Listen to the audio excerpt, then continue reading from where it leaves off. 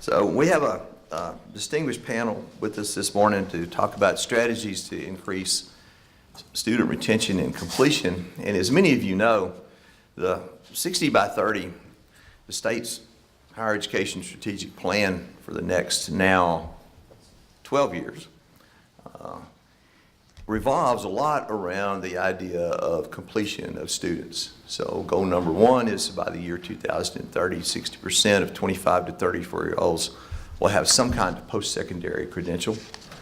And that also in the year 2030, 550,000 credentials will be awarded by Texas institutions. And we still have a ways to go to get there. I'm happy to report that the last time I saw some data on this, we're on track to meet those goals. But if we don't keep up our vigilance, then we may not meet those goals. And so it's important to keep up the good work, so to speak. And so our panelists this morning will talk about the good work going on at their institutions and the things that they are doing to help increase retention and completion. We have with us Dr. Cassandra Alvarado, Executive Director of Student Success Initiatives at the University of Texas at Austin. We have Dr. Steve Bullard, who's the Provost and Vice President of Academic Affairs at Stephen F. Austin University. We have Dr. Brenda Hellier, who's the Chancellor of San Jacinto College. And last but not least, Dr. Christine Hubbard, who's the President of the North Texas Community College Consortium. So we have various representatives from both 2- and 4-year institutions and from a consortium that includes both 2- and 4-year institutions. And so I think we have a wide variety of approaches to these things, but all of which are very valuable. And in true academic fashion, we will take these in alphabetical order. So without any further ado, Dr. Alvarado. Thank you.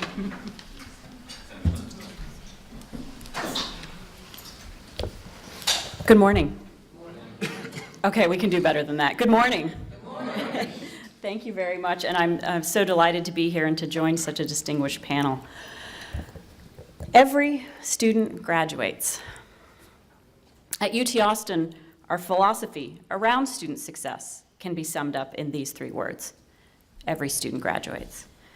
And this isn't just a catchphrase, it's the philosophy that guides our work. Every student can graduate, every student should graduate, and we have an obligation as an institution to make that happen. Since 2012, the University of Texas at Austin has embarked upon a major effort to improve student success, to reduce time to degree, reduce debt for our students, and improve overall graduation and success rates. And I'm proud to say that our efforts have been working. In the last 5 years, our 4-year graduation rates have improved 33% to just shy of 70% of our first-time in college students graduating in 4 years. We now have the highest 4-year graduation rate of any public university in the state. Our greatest rates of improvement have been with our low-income and first-generation college students, and we couldn't be more proud of the efforts of our students and of our campus to make graduation a priority. The benefits to students for reducing time to degree are many, but particularly less debt accumulation and faster entry into the workforce. So how did we do this? A lot of what you're about to hear from me is very similar to what Dr. Rennick already shared with us. It's about culture change at every level of the institution. With a very public decree from our president of a 70% 4-year graduation goal, we had to ensure that we had both supportive leadership, well-informed faculty and staff, and messaging to students about the importance and priority of graduation. Messaging to students from the moment that they stepped foot on campus meant that not only were we helping students understand what our expectations were, but that they knew that they could equally have those expectations of the institution to make sure that we help them graduate on time. What I love about this picture, and this is taken at a football game, is the number of students who have class of written on their t-shirt. Texas 20 is prominently featured in this photo. Just 5 years ago, the biggest joke on campus is that UT Austin will be the best 5, 6, or 7 years of your life. But students now walk around campus proudly declaring their 4-year graduation rate class goal. That's something we didn't see even just 5 years ago on our campus. But the culture change is more than just slogans on t-shirts. It involves making sure that we don't just guess about which students need our support. We don't just guess about what we need to do to improve student success. Our first major culture shift was to use data to drive every decision. We developed our own predictive analytics models in order to identify which students might need more support in their journey to timely graduation. We used analytics to determine our progress to degree trends and to put data in the hands of advisors and student affairs professionals so that they could drive their interventions and reach out to students along the way. We did this ourselves. We took 10 years of historical data and used our best and brightest statisticians to run the models over and over and over again. It is something you can do, and you don't have to buy a fancy system in order to do it. We started by focusing on freshman students first, making sure that their foundation at the university was solid. You can't graduate a student if they don't stay at the university after their first year. It's a challenge facing too many of our institutions, losing students in their first year. So we made sure that every single student had a small group learning community in their first year. We call them 360 connections. And that's almost 400 small group learning communities focused around a student's area of major or area of academic interest. That learning community helps connect students to a caring faculty or staff member, to a peer mentor to show them the ropes, and a community of peers who share the same academic interests. These communities not only allow us to strengthen students' sense of belonging on our campus, but also to connect them to campus resources and a network of individuals to rely upon when things get tough. And things do get tough. But students know and recognize 19 other faces in their courses, and they know and recognize at least one staff member and one upper division student who they know is committed to their success at the university and their timely graduation. The students who our predictive analytics say might need more help, they have even more intensive communities with extra tutoring, mentoring, and support. And we don't leave to chance that the right students get into the right community. Let's face it, students don't do optional, right? So we make sure that we use the data to place students into the right communities so that they know and we know that they're getting the support they need in order to be successful. And it's working. More than 95% of our students return to UT Austin after their first year. As students progress through their time at the university, we rely on our progress to degree tools to make sure that every student knows, on demand, exactly where they are in their degree progress. And we use the data from the degree audits to intervene with students who might be falling behind and to develop strategies for getting them back on track. We have completion grant funding, modeled after the highly successful Panther Grant, to make sure that financial barriers don't keep a student from graduating. It's simple, it's easy, and it makes a difference. And thanks to our collaboration with universities around the country through the University Innovation Alliance, Dr. Rennick and others, we're studying the role of academic advising in student success. And our initial data are very promising, that connecting advisors to the right data and to students regularly really makes a difference in keeping students on track. I'm most excited about our graduation help desk. And every student graduates isn't just about supporting students, it's also about removing barriers. Graduation Help Desk was started at UT Austin 4 years ago to remove administrative or policy barriers to students' timely graduation, what we like to call the burnt orange red tape.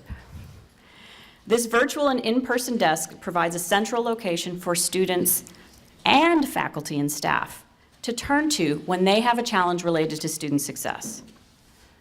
How many of your campuses have issues with course availability? Have students who have a course that gets canceled and they don't know what to do? Have an issue with a prerequisite or a question about how a transfer course is evaluated? And they simply don't know where to turn.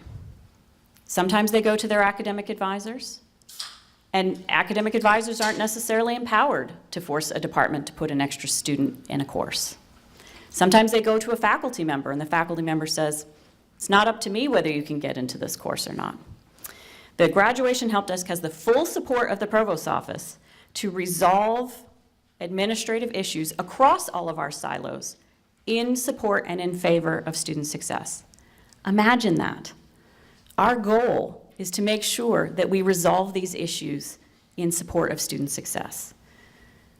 Too long on our campus, students stayed for 5 or 6 years, not because they needed a little extra time to complete, or they were working too much.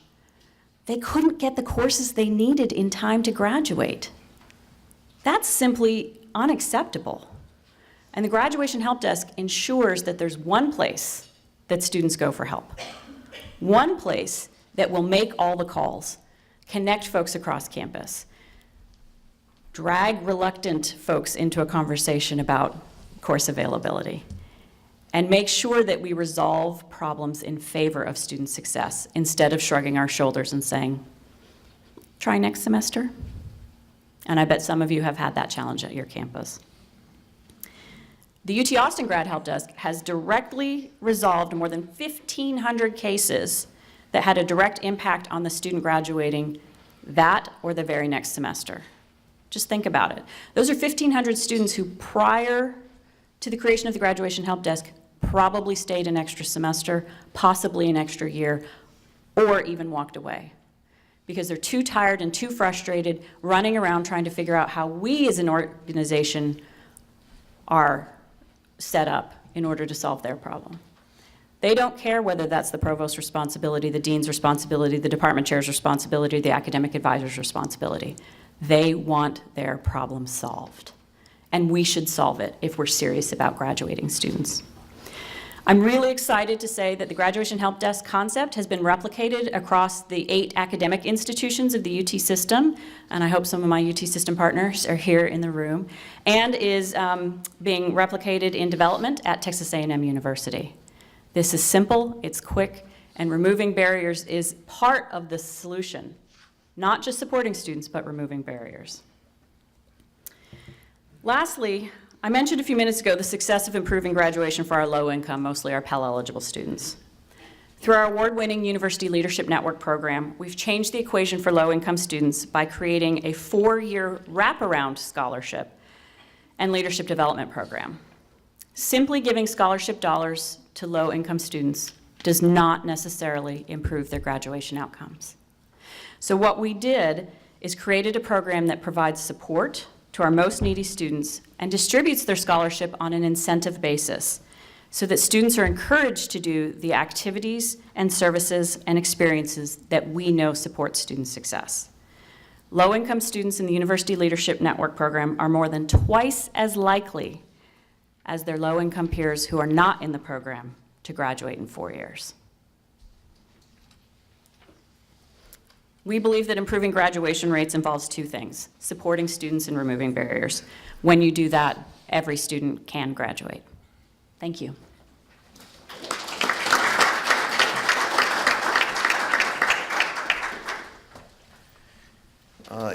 We will try to hold questions until the end, but we should have plenty of time left for questions after everyone has made their presentation. So Dr. Bullard, you're up next.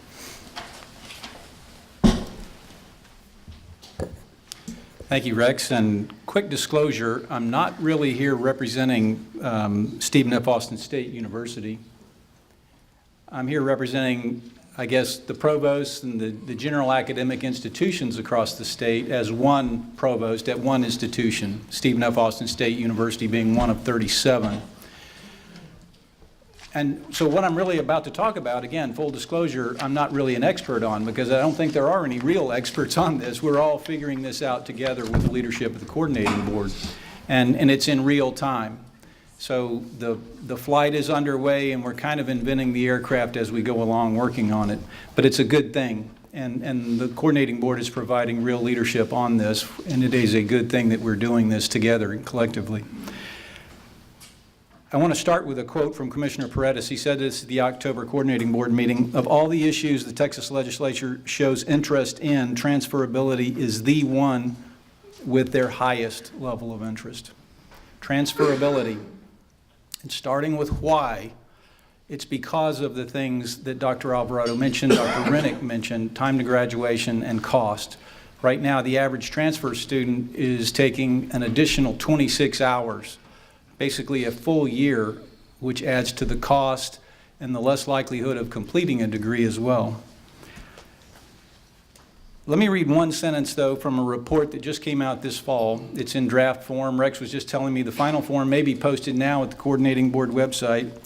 It's titled, "The Texas General Academic Institutions," so these are the four-year universities, "increasing successful community college transfer."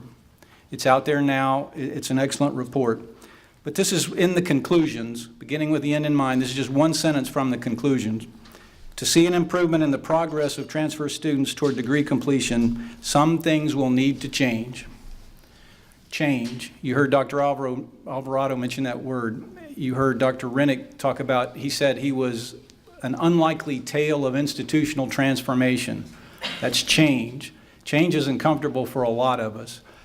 But when it comes to curricular change, that's particularly dynamite to an academic. Just a quick show of hands, because I know many of you have this experience. How many of you have served either as a department chair or a dean, a provost, or any other position, maybe a member of the faculty on a group?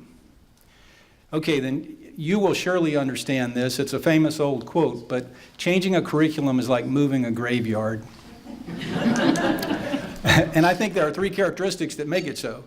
You're digging up family bones. I mean, you really are digging up embedded things that people feel that they own as part of their legacy, part of their true ownership. The second thing is the process is extremely important. If you get the process right, you can do it. But if you get it wrong, it's just like, again, moving a graveyard. And the third thing is, unless you're intentional, don't expect any help from the inhabitants. And that's why when we talk about field of study curricula, it's really an important thing to understand that the process is very important to get it right. So with that, again, we saw the signposts out there. Again, the why part of this is when Dr. Rennick had one of his slides up, I wrote down unsure, unclear, confused, perplexed, bewildered, lost, disoriented. That's what part of this, the why, is to help clear up some of that so that there are clear pathways toward completion and success without lost time. Quick show of hands again, because I figure a lot of you have read this. It's pretty much an old book now, but the little book or the little video, Who Moved My Cheese? Okay, that is a parable about dealing with change. The cheese has moved, and many of our faculty don't really get that. They don't necessarily deal with that. We're in the process, as Dr. Alvarado said, cultural change. That's exactly what we're in the process of. Our institutions are becoming much more student-ready colleges and universities rather than institutions looking for more college-ready students. We're meeting students where they are. We put things like that in our vision statement. And we have institutional variation completely. As we were talking about just earlier, UT Austin, if you look in the Coordinating Board Almanac, 36% of their students are considered at risk, which means Pell eligible, 21 or older when you start college, take fewer than 12 hours in the first year, lower than the national average on SAT or ACT, or finished college with a GED. If you add those five unduplicated percentages together, their percentage is 36. Ours at SFA is 72. And that's of the students who shake your hand when they get their diploma. That's not of the ones walking the campus. So the actual percentages are greater than that. But it just shows that we need custom tailored solutions at every campus. Anyway, what I wanted to do is just summarize the why. I think everyone understands the why. What it is, a field of study curriculum, for those of you who are well informed, you may informed me, but it's basically a block of courses that once there's agreement on this by faculty, advisory committees called together by the coordinating board, once there's agreement among them, recommending to the board that this block of courses is what in that discipline, in that field of study, these should be what's required in the first 2 years.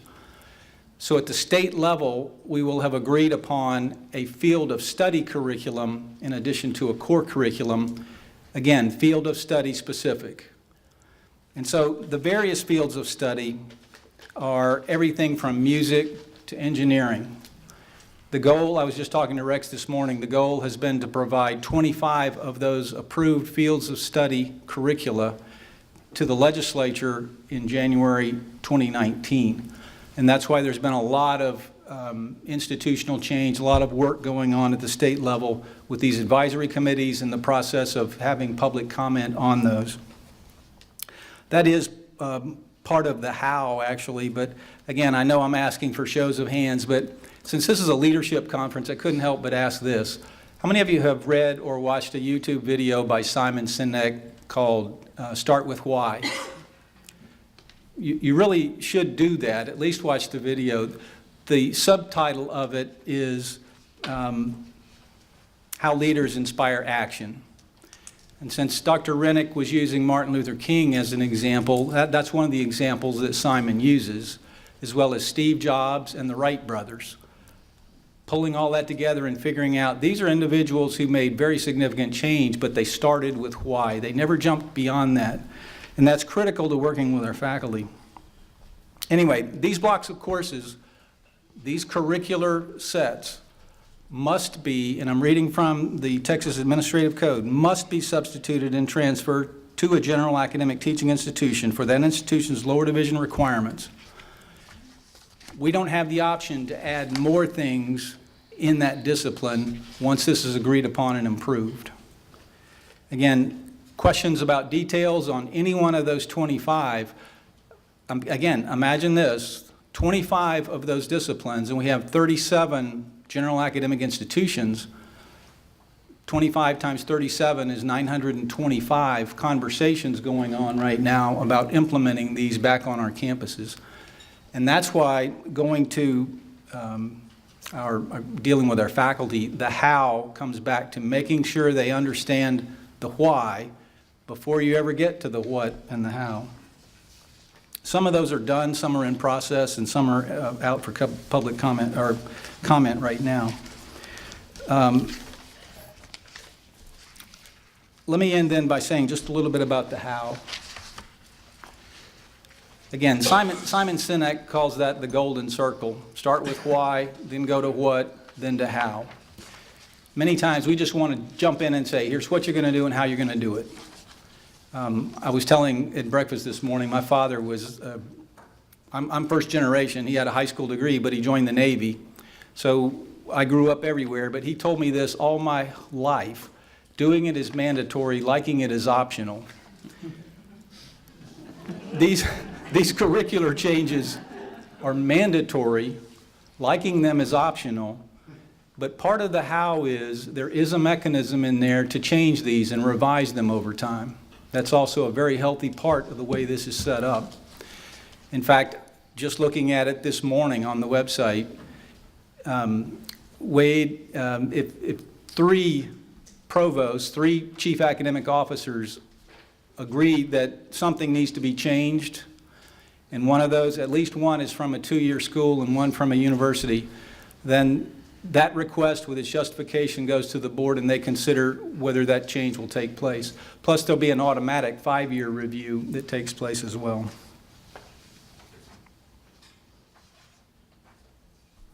Finally, I'm just going to end with coming back to where I started on the how of this. It's a famous quote by Peter Drucker, famous management guru. Culture eats strategy for breakfast. Those 5 words are very powerful. If we ignore the culture, the strategies won't matter. And that goes true for the 60 by 30 goals. Those are strategies. There are strategies to reach those goals. But as long as we pay attention to the culture, particularly the culture of our faculties, and the working together between the 2-year schools and the 4-year schools and beyond, that's what really matters. And I also want to say, Rex was telling me this morning that a set of implementation guidelines will be issued pretty soon on this, an implementation guide so that we'll all be working from the same record book. And with that, if there are any questions about the field of study curricula, I'll be glad to defer them to Rex.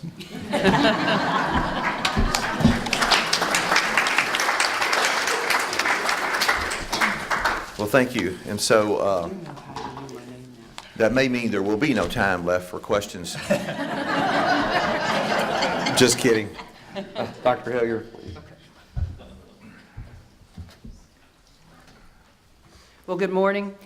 So let me make sure I've got this right. So I'm Brenda Hellier with San Jacinto College, and we're located outside of Houston.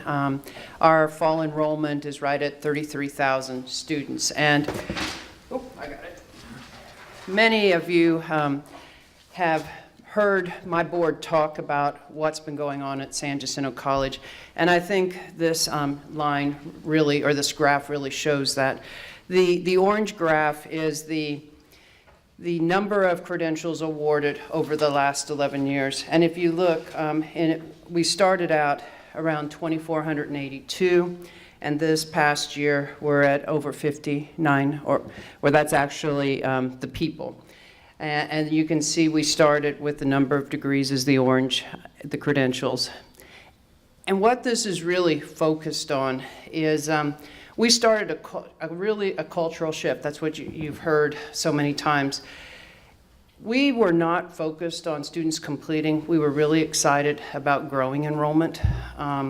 75% of our students are part-time, and we were okay with that. We were okay with them leaving. And so we started to focus around, we want students to complete what they start. A course, a semester, but ultimately a credential. And that was really the philosophy I heard from one of my mentors, Bill Law. And that's what's really guided San Jacinto College. We spent a lot of time talking internally about what our credentials mean. What's a certificate mean? What's an associate degree mean? Does it have value? And that it wasn't okay for us to lose students. And that's what has caused those kind of increases. The number of credentials awarded being at 7,520, you can see it's much more than the people, the 5,931, and that's due to our stacking, awarding certificates and associate degrees to students. But the bottom line for me was the people that were impacted. We also took that yellow line and we break it down by race and ethnicity. We compare that back to the race and ethnicity of our enrollment so that we can make sure where we having gaps. We're very much data informed, and that starts with the board and asking a lot of questions, and that going throughout our organization. There's lots of strategies that we've used over these 11 years. Some of them have been easy, and some of them have been very difficult. But it's pathways work, it's work with our university partners, it's really digging in and looking at what needs to happen within our institution and removing our own barriers. So what Rex asked me to talk about was reverse transfer. And reverse transfer was approved by the legislature in 2011. It got revised in 2015, and it was really designed for students who transfer from a community college to a four-year university without earning an associate's degree to be able for that community college to go get the transcript from the university and be able to award an associate degree. And we've done that. It was, I kind of put the steps here. We get a list of our San Jacinto College students from our transfer universities. We filter those lists to students who haven't earned associate degrees. We evaluate the transcripts, and then we award the degree. And I put need policy and procedure, and when I show you the numbers, I'll explain more what that means. And then we send a list back to the transfer universities for the students who were not awarding associate degrees so they can continue to monitor. These are our partners where we have awarded at least one associate degree through reverse transfer. Our largest transfer partners are University of Houston Clear Lake, University of Houston Downtown, and then Sam Houston and then Texas A&M, and those are where most of our reverse transfers have been awarded. And you would say, well, why the three University of Houstons? Because they're different systems. They have different degree requirements and different data coming forward. So for fiscal year 2013-14, there were 1,780 students on the list that came from our institutions, our university transfers. Our faculty went through, looked and saw if those students were close to an associate degree. They evaluated 642 transcripts from the universities, and 129 degrees were awarded. You can see for fiscal year 2014-15, there were 1,921 students on those lists. 342 degrees were awarded. University of Houston sent us 784 students on the list, and 204 degrees were awarded. Let me tell you what happened. 2014-15, it became really clear to us. We had a lot of students leaving with 58 hours. And what was causing that was our 2 PE requirements. So we changed. We eliminated PE as being required for graduation. Too bad we didn't think of this sooner. And so then we also changed that once you removed and changed your degree plan, students could be awarded an associate degree on any catalog. And so we went back and looked, and you can see the number of degrees awarded. That had been a real barrier for our students. And then you can see the numbers for 16-17, 805 students are on the list, 352 were evaluated, and 147 degrees were awarded. This gives you a graph. You can see the big uptick. You can see the decline. The 50 number for this year is actually up to 89 as my data was pulled early, and they have finalized with the reports. So as I look at our reverse transfer, it's not going to fix your graduation issues, but it's another way of looking at what can help a student. Why is reverse transfer important? Like those students leaving with 58 hours. They hadn't earned a credential with us. We know an associate degree has value. We know it's an accomplishment. The state knew that. That's why they put this in place. And so giving them, awarding that degree makes a lot of sense.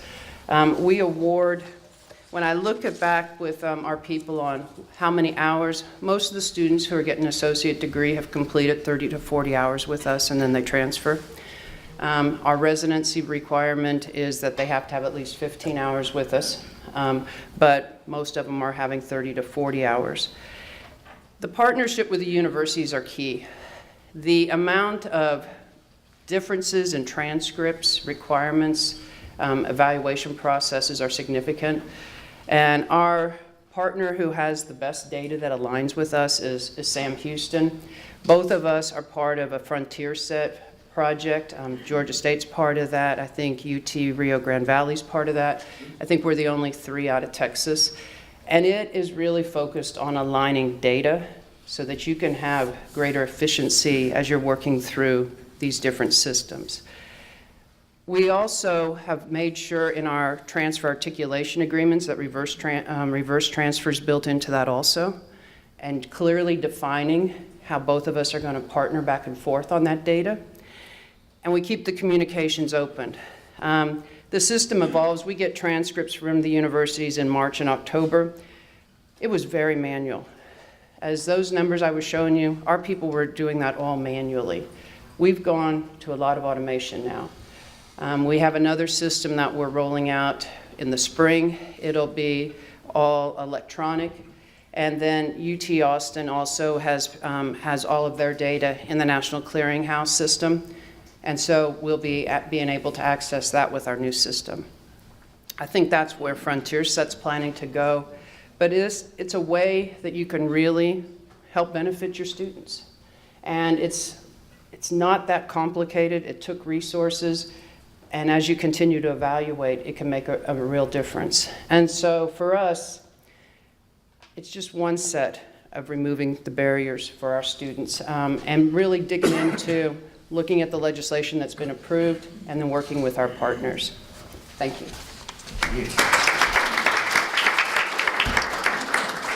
Thank you. And last but not least, of course, is Dr. Hubbard, who will talk about the North Texas Consortium and some of the work that they've been doing around transfer, but also in general student success.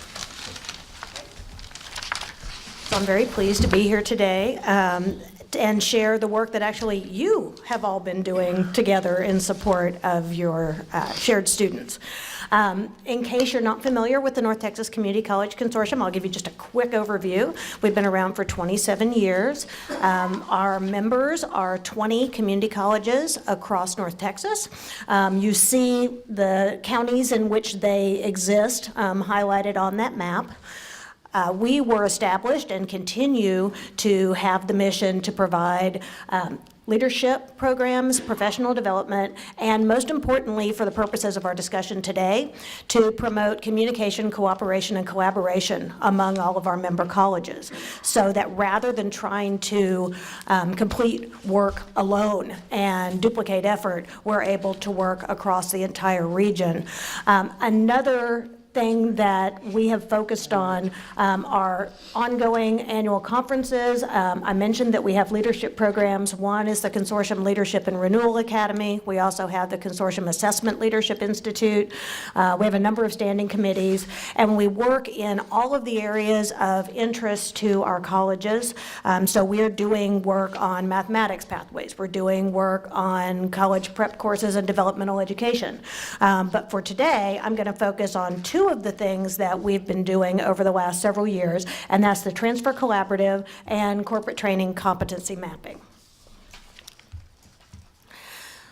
So 4 years ago, our colleges joined together with the purpose to establish a transfer collaborative. What we knew was that we had several different needs that our colleges had in order to support students.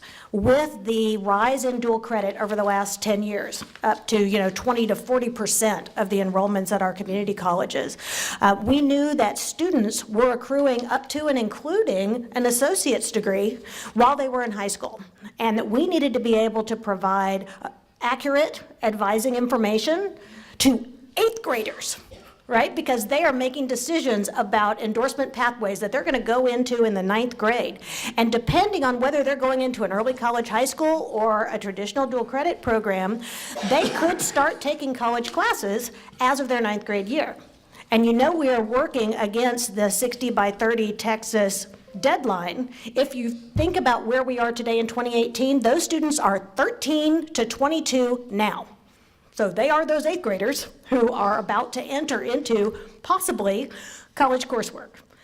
So we knew that we needed to be able to create information that could be used by our middle and high school counselors, but also information that could be used by our community college advisors and our university advisors. We knew we were working in an environment where all of our institutions had one-to-one agreements, right? Pathways, articulation agreements, whatever you want to call it. But there was a huge do loop where every single one of our institutions was spending all day, every day, at a program-to-program, institution-to-institution level, constantly updating and creating paths. And that the paths that they were creating were all different. Every institution had a different template. They were using different vocabulary. Things might be arranged differently. And that made it really, really difficult for those advisors at middle schools and high schools, community colleges, and universities to navigate them and read across them. And those are the people who are the professionals trained to do that job. We knew that students would be even less able to navigate that variety of articulation agreements that existed. So our group came together with a couple purposes. One, we wanted to find a way to do our work more efficiently, but also more effectively. We wanted to be able to bring everybody together in a room 3 times a year, which is what we're doing, to do all of that work of updating the articulation agreements and creating guided pathways. We also wanted to create a single template, a common template, so that no matter what program you're in, no matter which community college or university you're going to, the template looks the same. You only have to learn how to navigate it once. And it allowed us to create professional development materials, videos, to guide students through it that could be embedded on all of the institution's websites so that students would be able to follow the path themselves. Because we knew that, at least at our community colleges in the consortium, there were advising to student ratios of up to 1,200, 1,500.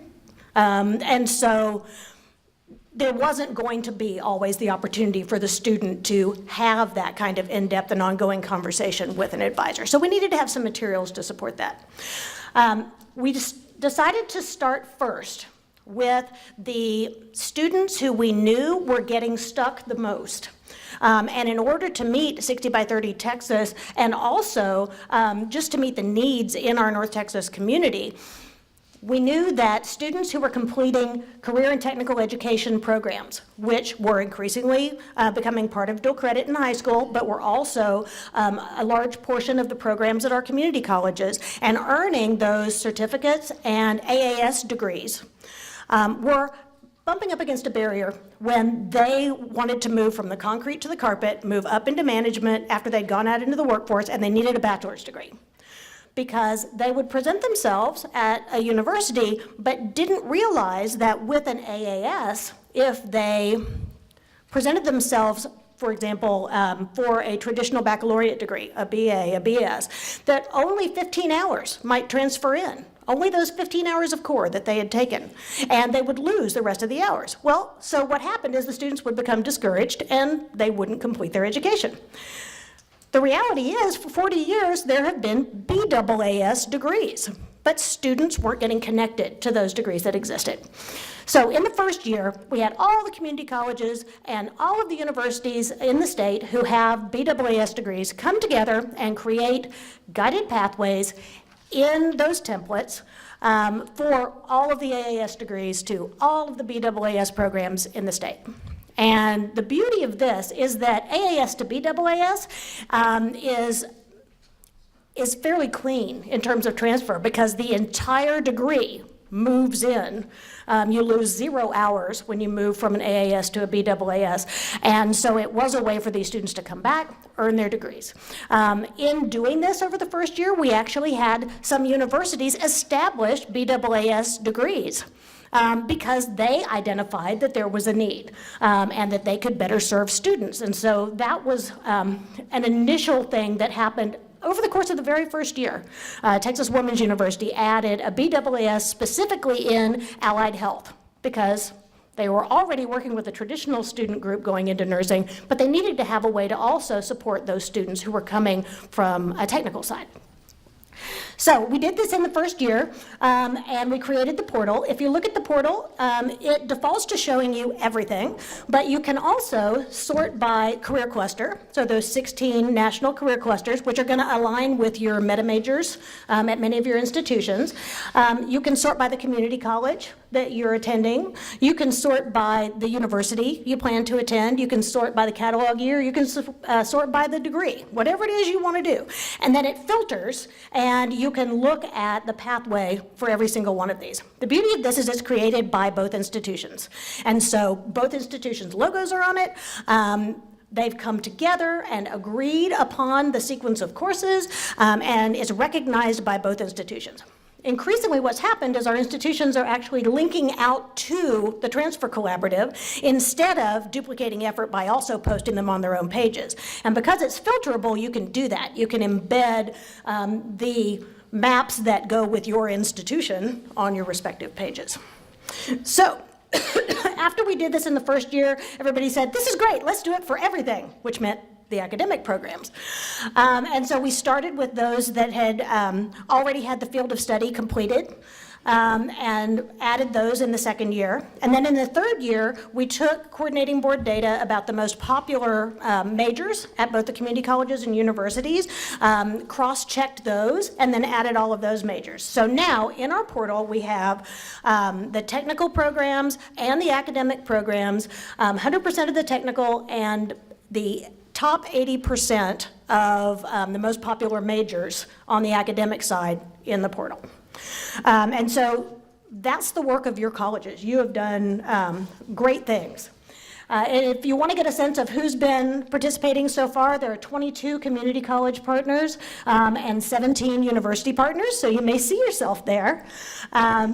We almost immediately after the first year started having members join from outside our region, and that's primarily through the network of feeders that happen. So for example, a university might have other feeder community colleges that aren't in our region, and they would say, hey, can they join? And then they would come, and then they would come, and we would have more and more. So you'll see now that although it's primarily those colleges that are part of the consortium, that we have also expanded beyond it. In terms of impact, this is impacting about 500,000 students, roughly 250,000 enrollments on either side when you look at the undergraduate student impact. And so it really does have the potential to support all of our work. Another thing that we've been working on in this last year, and this was co-facilitated with the coordinating board, was corporate training competency mapping. We know that many students go straight out into the workforce, or they have some college but no degree. And so we need to not just support those students who are coming up through the educational system in our traditional age, right, those 8th graders starting dual credit, those people who are coming straight from high school into college, but also those students who are adult learners, who are working. And so this project brought together industry and agencies and associations to do mapping from corporate training programs into higher education. And so we had McDonald's Corporation, we had the Texas Department of Transportation, the National Restaurant Association Educational Foundation, Texas Retailers Association, Texas Restaurant Association, Texas Food and Fuel Association, and we all came together, looked at the curriculum for some of their programs, and these are the people who participated. So you can see that we have a number of participating organizations. They or the members within them brought curriculum forward. We assembled the credentialed faculty who teach in the respective areas. They did a review of the corporate training and made recommendations for credit for prior learning. And so we now also have a portal that has the corporate training competency mapping. So basically, if you're a McDonald's employee, you can see how the things that you've completed at McDonald's will actually count towards a number of different degrees at our institutions, and then it feeds into the Transfer Collaborative. So that's what we've been up to, but it's not something I can take credit for. I am the glue that holds it together, but it's all your work.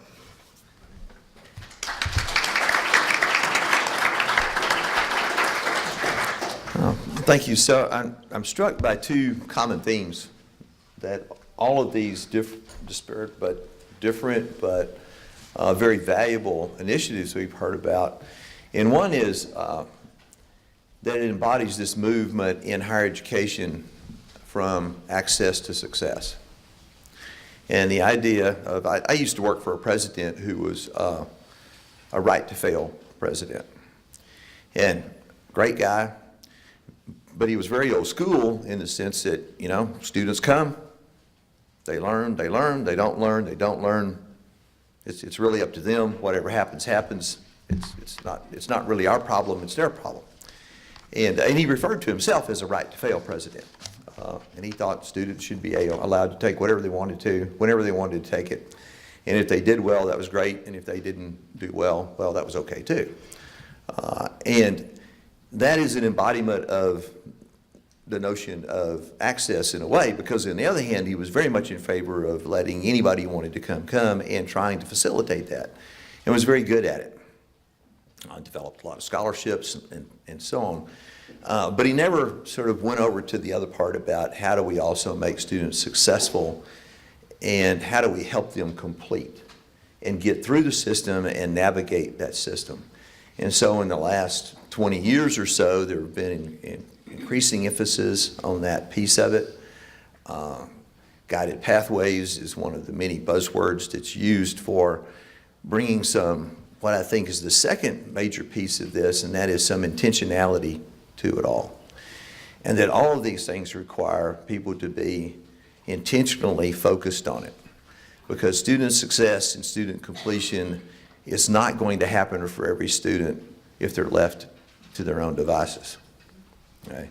And I was thinking about my own experience. I have 3 degrees and I've been to 4 institutions, and in all of that, I have met with advisors exactly 4 times.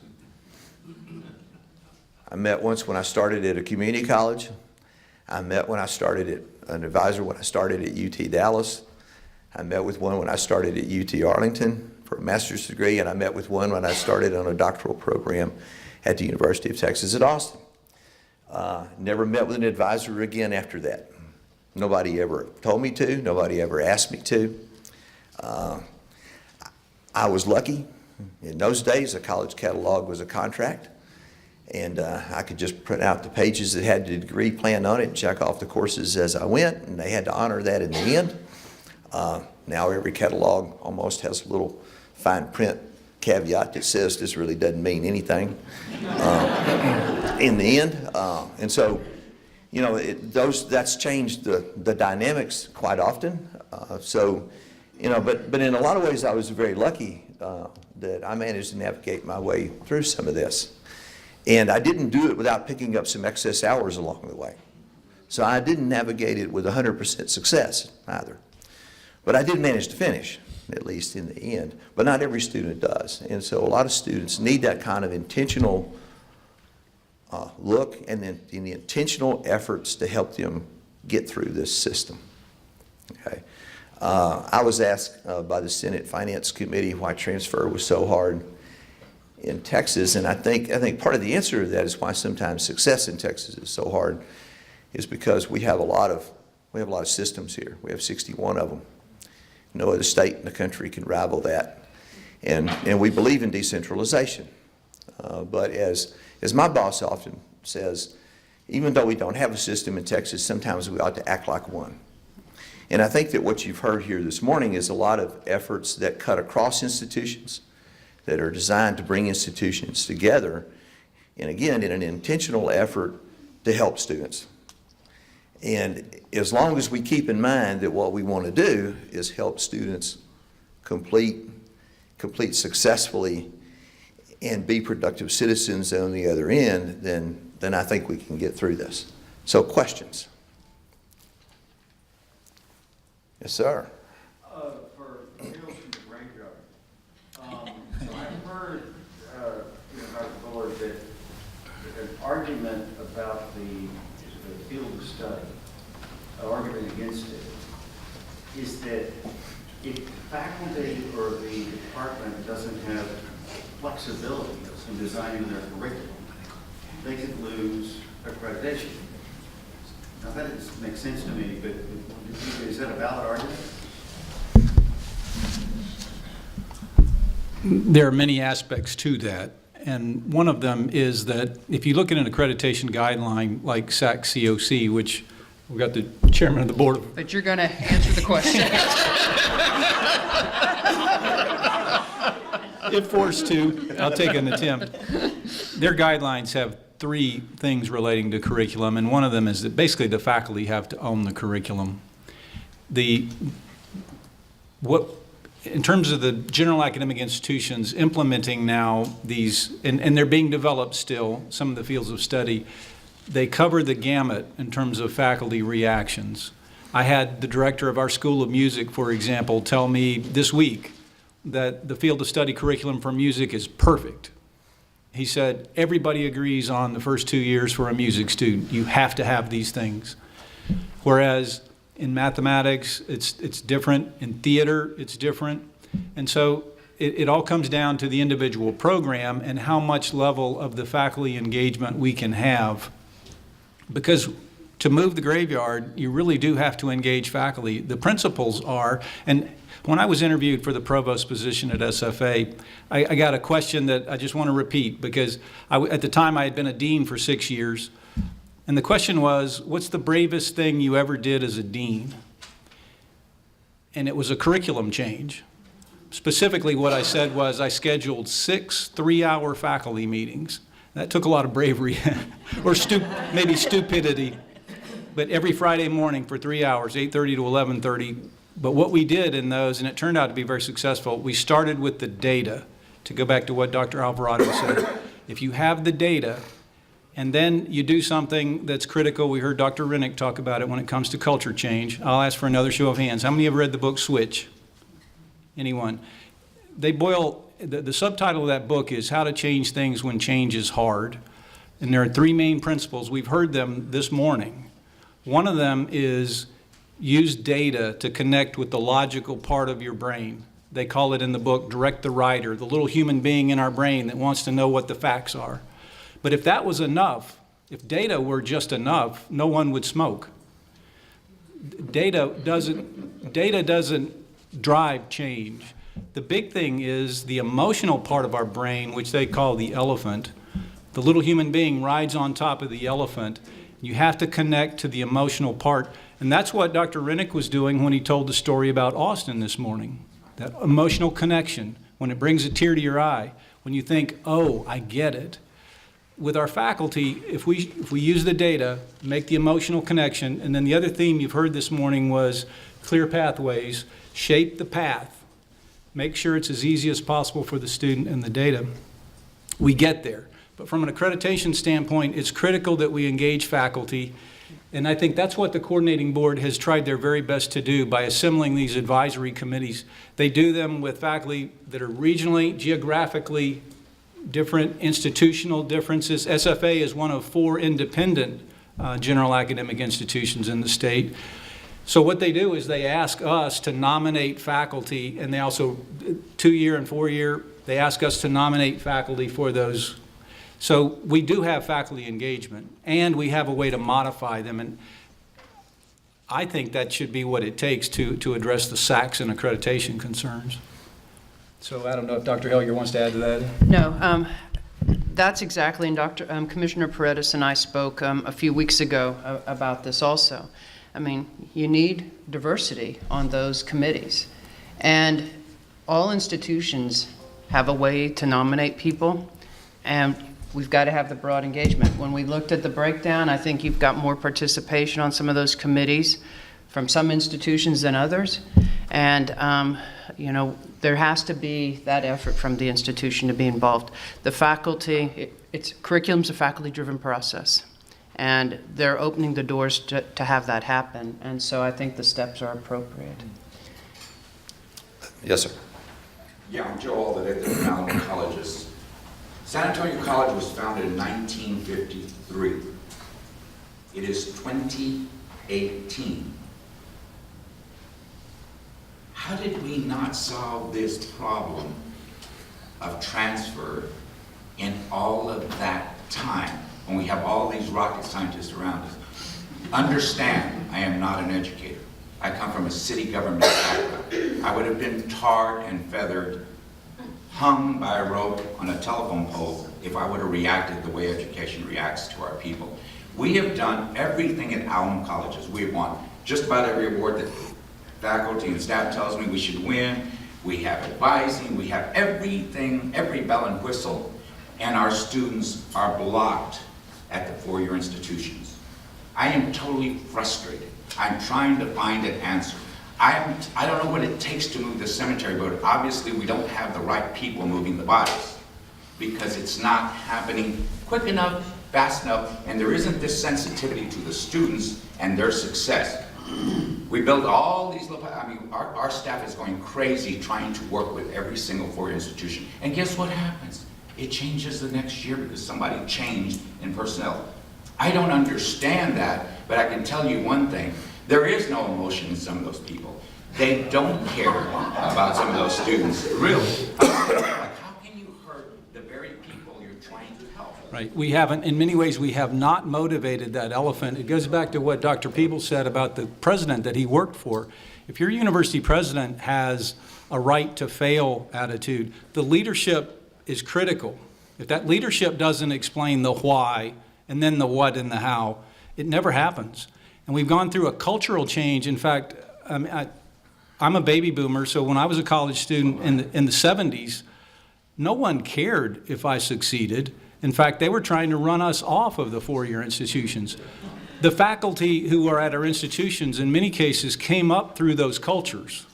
That's what is embedded in their minds. And if they have leadership that doesn't emphasize the change, what we've seen at UT Austin is excellent leadership to be very intentional about the change. We did that. We got rid of some of the old schools. And at the general academic institutions, though, it's called tenure. We are trying to make a cultural change to convince people to devote their discretionary effort to something that's critical. It's critical to the future of our country. There's an organization, ASCU, the American Association of State Colleges and Universities. They've had a project called Reimagining the First Year because, like Dr. Alvarado said, if they don't make it through the first year, they're never going to graduate. 44 institutions were chosen to participate in that, and 4 are in Texas. SFA is one of the 4. It's Sam Houston, Tarleton, and I think University of Dallas? I think so. North, maybe it's North Texas at Dallas, okay. So those 4, in February, that we're presenting the final results of those 3-year projects.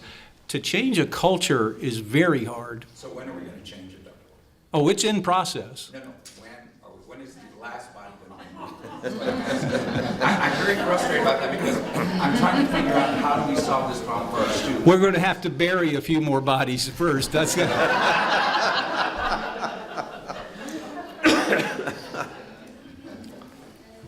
So let me come over to this side, then I'll come back over here. So, yes, ma'am. I'm Elizabeth Tanner, and I appreciate Palo Alto College and Allen colleges, and I appreciate all the rest of its advocacy. I really don't think that the faculty at the 4-year institutions, to which we kneel and pray and hope that they will accept our community college students and transfer, I don't think that they're heartless. I think that they are correctly invested with control of their curriculum. The contradiction is they own freshmen through senior year. Our faculty are, who are SAS accreditors, charged with control of our curriculum, freshman and sophomore year. So you have 2 chiefs trying to run the freshman and sophomore year, which is a difficult thing for engineering. I'll say thank you. I appreciate all the conversations around fields of study. I think that that is progress in the right direction. In this last set of efforts that were in which we're creating all these additional fields of study, what is it that we're going to be able to tell our students at the community college? What is the promise behind the field of study? Because I don't want to misrepresent to them this thing that's been created. Because we know in the past that the courses haven't always been accepted in transfer, and particularly to the baccalaureate program. I understand that the faculty of the 4-year institution may have changed their minds. They are accredited, and that is their purview. So I appreciate, again, all the work that's being done, but what is it after this round that we will be able to say with confidence to our students at the community college? Well, I think you will be able to say with confidence to your students. And this is really a repeat of the statute. The law that set this into motion in 1999. These things have actually been around for a long, long time. I think that part of what's happened recently is that there's been this new push in the last couple of years to really develop more of them. There has been a growing awareness, I think, on the part of everybody involved, both 4-year and 2-year. And you know, one thing to keep in mind about this, if you watch the field of study committees in action, then you will oftentimes see just as much resistance to change coming from the 2-year institutions as it come from the 4-year institutions. So the idea that faculty are deeply vested in their curriculum, and more importantly, they're vested in the status quo, quite frankly, is not uncommon in either sector. So in that sense, then there's sort of enough credit and enough blame to go around for everybody. But the idea behind the statute was that faculty would develop these things, and that those courses then would be able to be transferred and then be accepted by the receiving institution as that fields, that discipline, that majors lower division requirements. And, you know, my experience over the years, both prior to coming to the coordinating board and after, has typically been that institutions don't often do things because they don't know they're supposed to. Just like human beings don't often do things we're supposed to do because we don't know we're supposed to do those things. Once they understand what their obligations and responsibilities are, then they act on them and do it. I think there's an awful lot, and I think part of this is because some of this is, we have fields of study that have been developed that have not yet gone into effect. And so, you know, part of this is an education process to make sure that everybody does understand this. This is part of the reason behind putting out an implementation guide about it. Dr. Hines, and then I'll go back to the back. David Hines, Victoria College, and my question's for Christine. And it's a simple question, I'm sure, with a very complicated answer. How do you get the word north off of your organization? Right. I'm a big believer in a market-driven solution, and that's really what you're doing. And so that's something that we're in progress as we continue to evolve. As I mentioned over the last several years, what was a regional collaborative has become de facto state. And we want to be able to give all of our students an equal footing, right, and allow everyone to participate. Because of the way our consortium works, because we're funded by our 20 colleges, we're in process now of determining what model we would need so that we could officially invite everybody to participate. We just have to be sure that when we do it in a sustainable way. In terms of the location, it's not at all a big deal to get a new domain where the Transfer Collaborative lives outside of, you know, the North Texas Community College Consortium site. And that has been a point of confusion for some of our colleges, especially Coastal Bend ones who are participating, that prefix can be confusing even for their students. Sure, and then the second, the follow-up on that is there a ideal or desired timeline? So to date, we have accepted all who say they want to join. And we have had no cost of any kind associated with participation in it. Like I said, though, so the timeline, you can join today. Come on down. So this is good, that's great. Right. I think we certainly will, but there's the Houston GPS, there's the consortium with Austin and San Antonio with the surrounding schools in Central Texas. Right. And we're still like this Yep. with universities. So getting the north off of that and bringing the others in the conversation, which I'm sure you're doing, with the universities is going to be what's key for us because our transfer universities aren't on the list, right? So that's, if we join from Victoria, we need UHV in there. Right. We need Texas State in there. Yeah, and so what you saw in the portal are the ones who currently have active maps, but we have more institutions, community colleges and universities who are in the process of adding those. So UTRGV, we're already, because of Del Mar and College of the Mainland joining, and Houston has some in, that what's happened is everybody's feeder networks are broadening, and so additional universities are coming in. It's time now, as you mentioned, because so many of our regions have been trying to do this work, and you may have mini versions with one or two community colleges and a few universities. It's time for us to all come together and do it. Thank you. Yep, absolutely. We may have, I think we have time for two questions, two last questions, particularly if they're short questions, and the answers are even shorter. Okay. So I'll go with you, and then I'll come back to you. You two will have the last question. So go ahead. Somebody reach out to you too. Oh, sure. Okay. I spent 25 years as faculty member and a fourth of that as an academic administrator at a community college. I spent 20 years at the University of Provost International. And I'm a little tired of community colleges demonizing universities for this transfer issue. I've seen it from both points of view.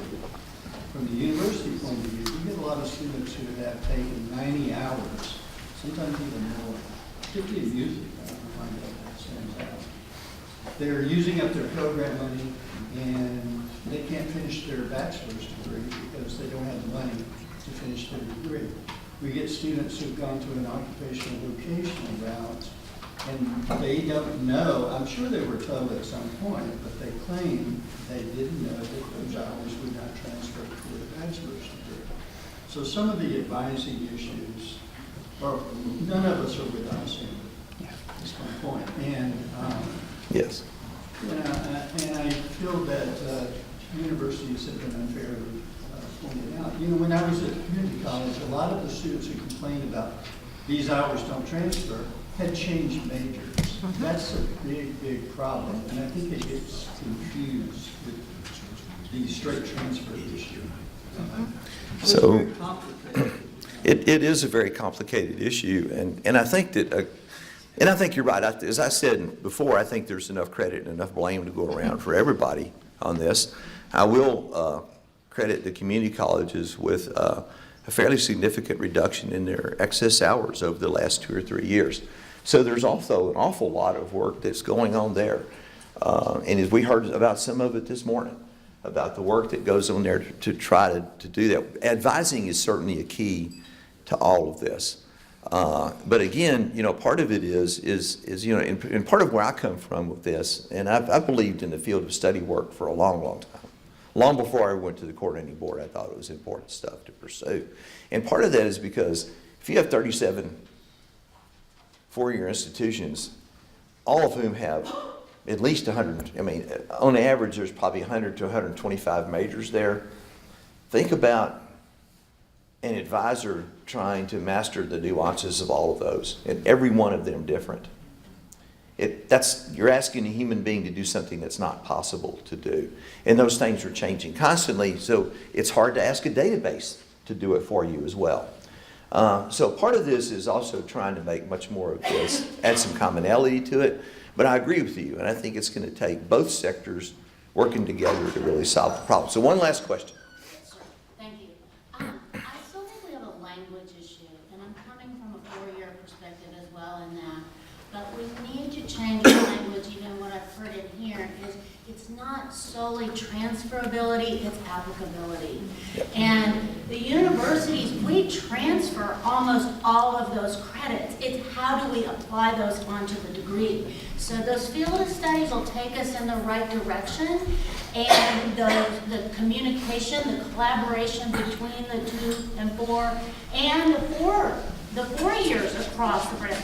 But the specificity of the degrees has changed dramatically in 20 years. There used to be a calculus course, now we have 5 or 6 varieties of calculus depending on those discipline pipelines. So we have degrees that don't have any electives in them anymore. So that advising and everything is tighter, but especially for the regents and those that are entering into this broader discussion, think about applicability every time you hear transferability. Yeah, I think that's important. Many years ago when I was serving on the academic course guide manual committee, an associate vice chancellor from the University of North Texas made the statement, she and I were co-chairs of the committee, and Jean Shockey, and she made the statement, everything transfers but not everything applies. And for me that was sort of, it was almost like an epiphany. It's because of one of those things that, sure, I'd always known that, but I'd never really thought it through and what the implications of that really are.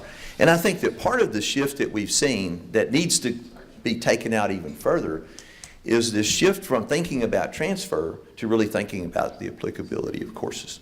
So I have one housekeeping note that I was told to make.